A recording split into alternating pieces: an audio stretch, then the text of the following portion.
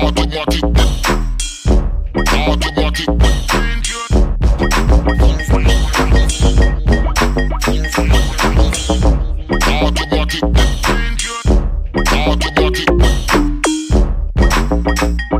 mga boss, magandang araw ulit.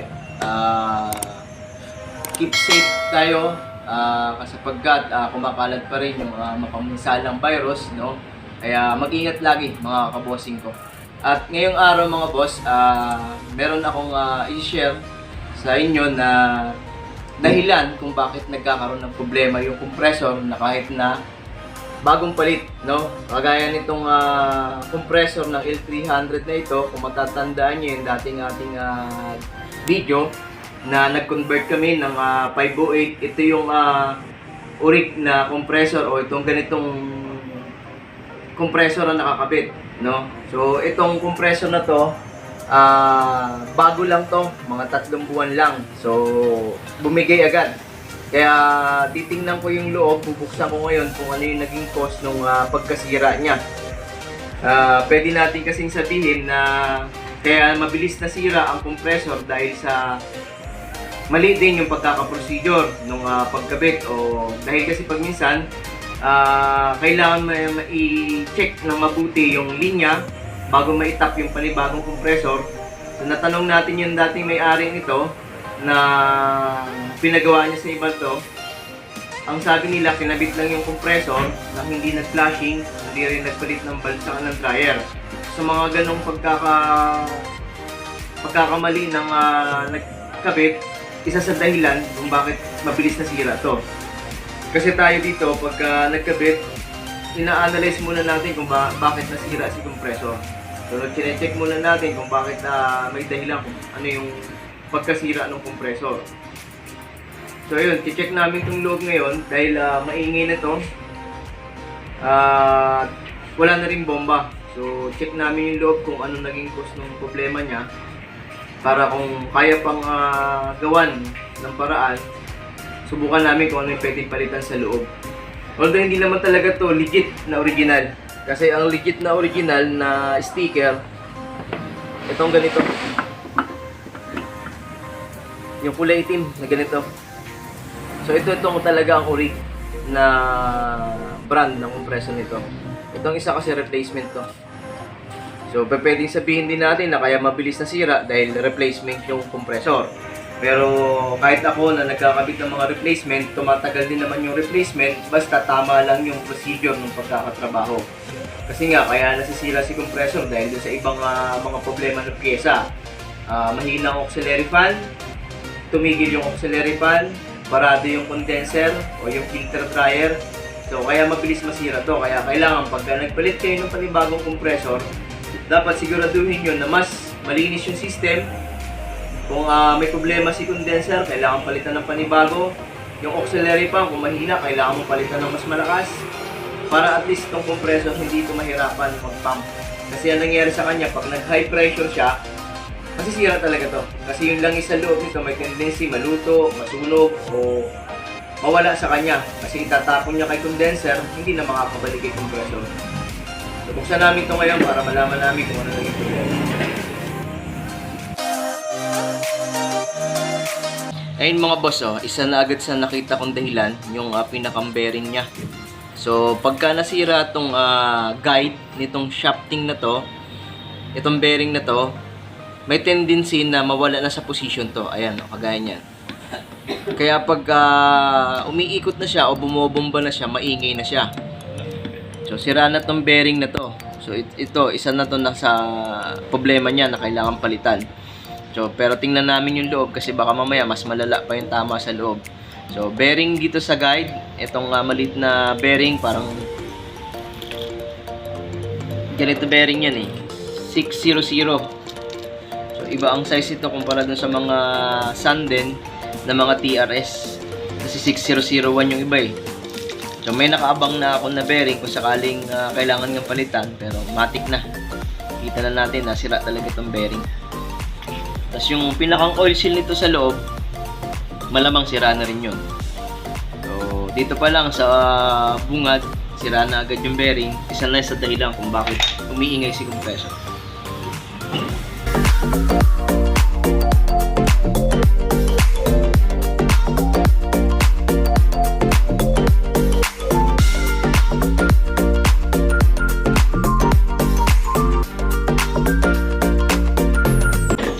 medyo masakit sa may-ari to dahil wala pang 3 buwan to.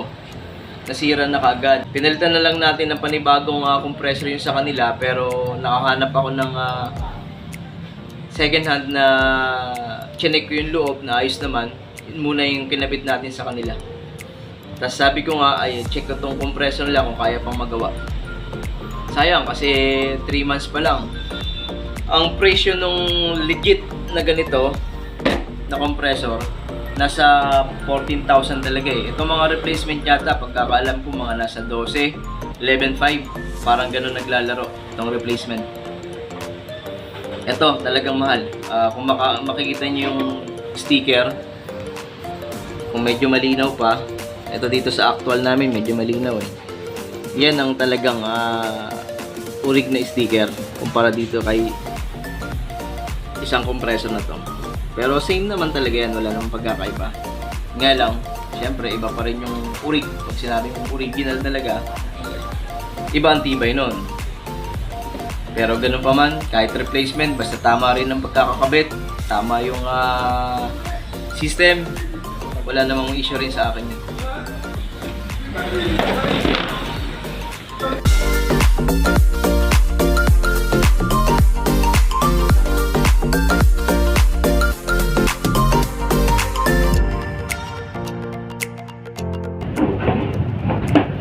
Ang compressor naman mga boss, na re-repair naman talaga to.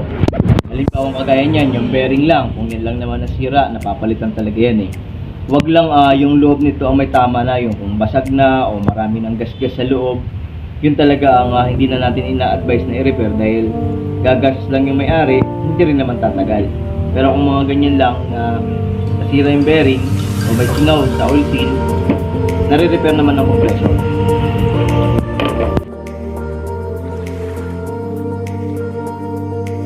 Tsaka ang maganda rito, hindi naman nag-black oil yung langis.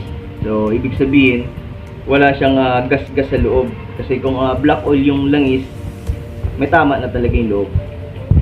So, yung ingay siguro na naririnig namin, yung may-ari, itong bearing na to. Kasi wala na siya sa balance o kaya wala na sa position yung mga bulitas niya.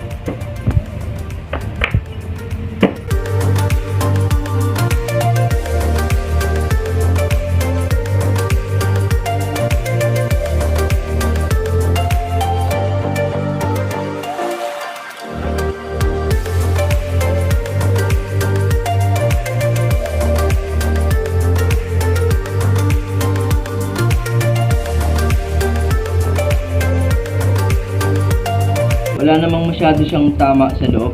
So, malinis. Wala namang gasgas. Palagay ko, uubra pa to.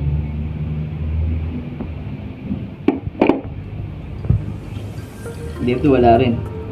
Pero yun nga, magkaiba sila ng replacement. Ang laman sa loob kumpara sa original. Titingnan natin ngayon mga boss. Bubuksan ko rin tong original natin. Tingnan natin kung anong pagkakaiba ng replacement dito sa original para meron tayong basihan kung bakit anong disenyo ni legit na original kung para dito sa replacement natin. Buksan natin ito isa.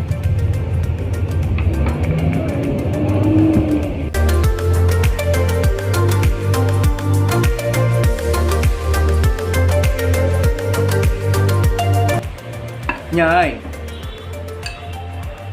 Ito pala naging itsura nung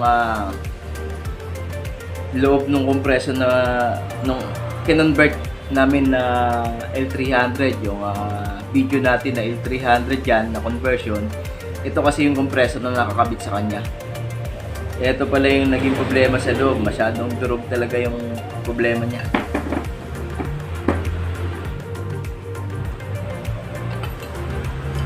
Ayun mga boss, oh. Yung original na compressor,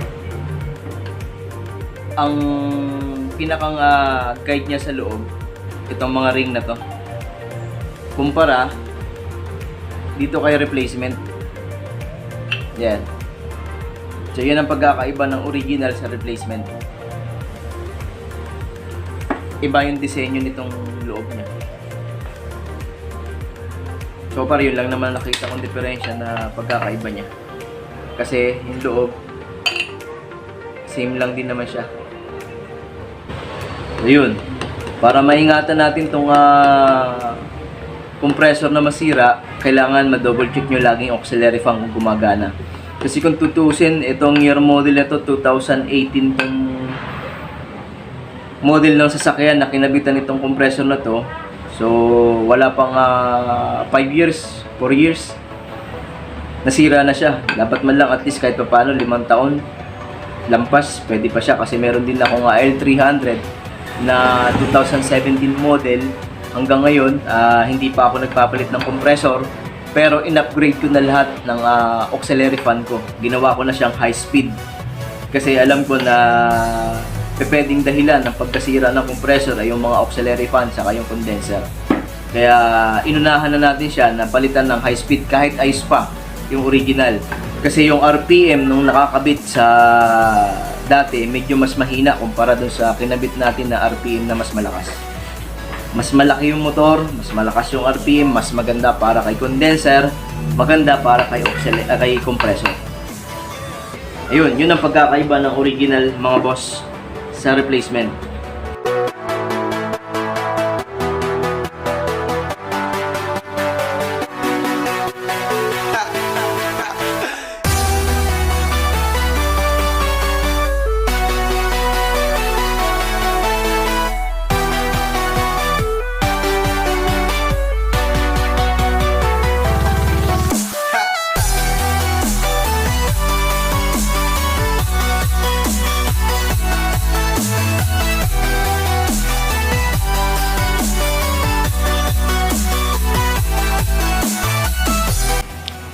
Ay mga boss, nalinis na namin lahat.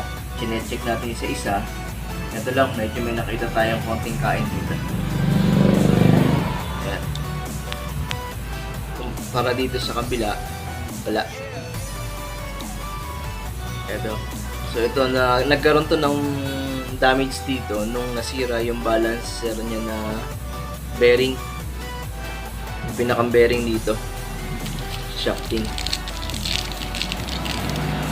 Kaya kinain niya to. So may konting damage na rin to. Pero pwede pa naman. Yun nga lang, yan lang yung nakita ko. Kasi iniisa-isa natin yung bawat pyesa bago natin buuhin para at least alam natin kung tatagal or saan magkakaroon ng problema ulit. Ito yung inuupuan yan eh. Siyempre, kung may tama tong sa kabila pala. Kung may tama to, malamang may tama din yun. Ito yan.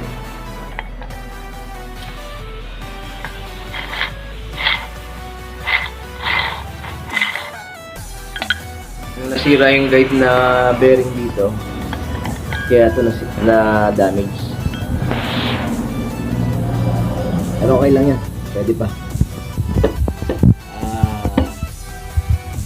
Seal, papalitan natin ng bago kasi mas malaki na ang butas nito para sa bago kasi nung gumalaw din yung shafting na-damage din to. So palit tayo ng shaft seal tsaka palit tayo ng bearing. Okay.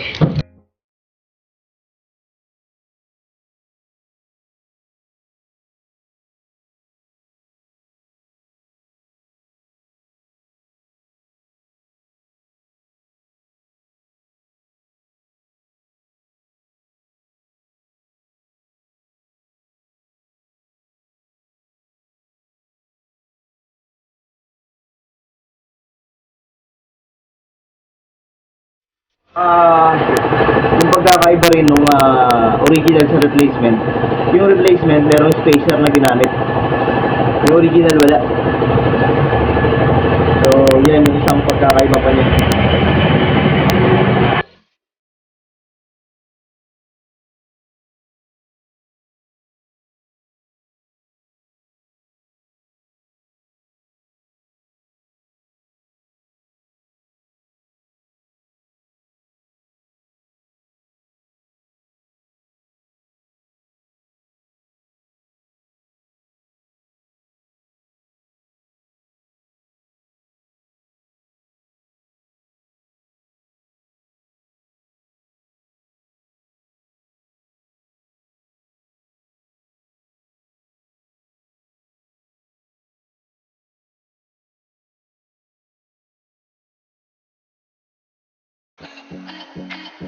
Okay mga boss, nabuo na namin ang isang primary checkup para ma-testing natin kung may bomba yung compressor o kahit sa mga second hand kung sakaling bibili kayo. Ang primary checkup, pag inikot mo tong front plate, takpan mo tong discharge, dapat magkakaroon to ng pressure. Ito wala pa kasing langis to pero meron naman siya. Yan yung isang primary check-up para makita nyo kung may bomba ba si compressor. Pag tinakpan mo to, dapat magkakaroon to ng pressure. Ito magkakaroon to ng suction. Meron naman. Bet na lang. Nakabit na natin yung oil seal sa loob. Ito na lang bearing kakabit natin.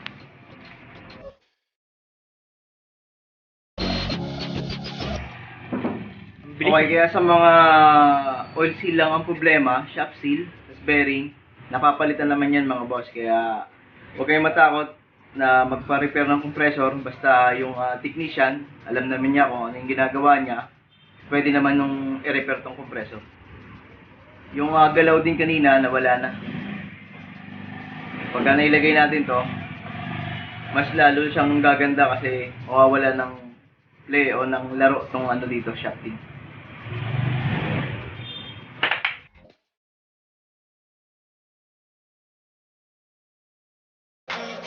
Okay.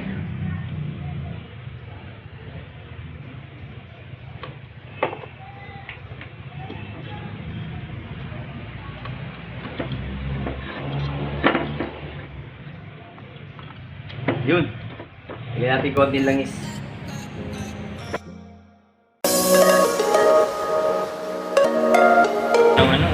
Yun. Malakas na siya. Bumabalik na yung ikot ng hub niya. Okay. Okay, pwede pa to mga boss. Magagamit pa naman to. Ang testing, pagka nakarga na ng freon, pag nakakabit na, tsaka natin marireadingan kung tama pa yung suction niya saka yung discharge ng compressor at kung wala pang ingay. Pero dahil wala itong pagkakabitan to ngayon, dito lang muna to hanggang sa may kabit natin. Kasi stock ko na lang to dun sa may-ari ko sakali.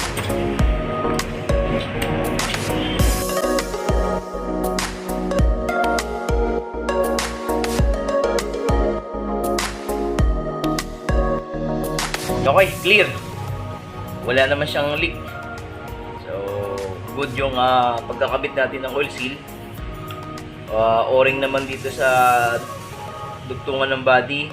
Napalitan natin ng bago yan, kaya okay yan. So, 20 PSI na nakaload sa loob. Kung may leak, dapat magbabubbles. Eto, wala. So, okay to. Okay, very good.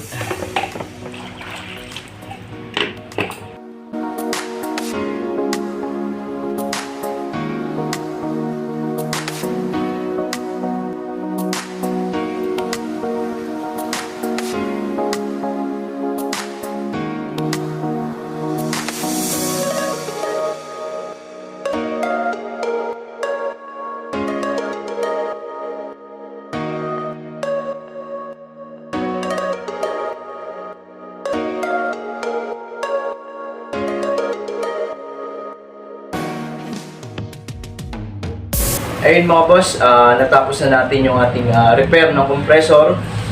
Balik tayo ng shop seal, bearing, saka ng o-ring. So ito yung compressor ng 2017 na model. 2017 hanggang 2021, same ng compressor.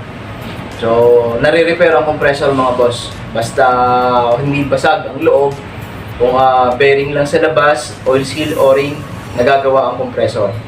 Ayun, maraming salamat mga boss sa panonood sa ating munting channel. Salamat ng marami at paki-subscribe ang ating YouTube channel at paki-follow na rin yung ating page sa FB. Ayun, maraming salamat at shoutout pala kay Instructor Monski. Salamat ating kapatid dyan na ang kanyang specialty naman ay sa mga baril. Kasi nasa servisyo siya sa Philippine Coast Guard. salamat at saludo ako sa iyo, Tol. Maraming salamat sa iyo. At kung hindi nyo matatanong, siya yung mga nag-umpisa para turuan kami na gumawa ng aircon. Kaya idol namin yan, Stafford Molski. Ayun mga boss, maraming salamat at nawa ay abangan nyo pa yung ating mga susunod na video. At kung makakatulong sa inyo itong ating video, yun, paki-subscribe na lang yung aming channel. Maraming salamat mga boss. Thank you. Yeah.